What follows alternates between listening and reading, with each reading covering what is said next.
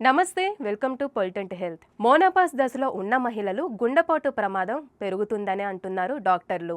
ఆ దశలో ఉన్న మహిళల్లో ఎక్కువగా ఈస్ట్రోజన్ స్థాయి అనేది తగ్గడం జరుగుతుంది. ఇందుకు కారణమని చెప్తూ ఉన్నారు.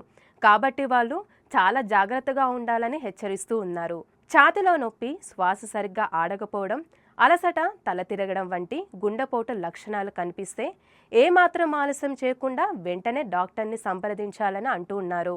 మోనోపాస్ సమయంలో అండాశయాలు ఈస్ట్రోజన్ ఉత్పత్తిని చాలా వరకు తగ్గిస్తూ ఉంటాయి.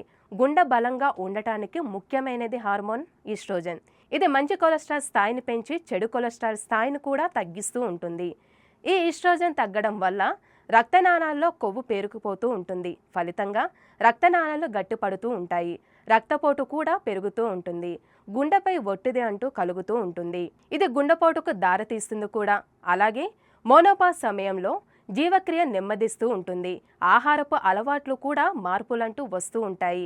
చాలా మంది బరువు పెరుగుతూ ఉంటారు. పొత్తి కడుపు చుట్టూ కొవ్వు పేరుకుపోవడం, దానివల్ల గుండె జబ్బులు వచ్చే ప్రమాదం ఉంది.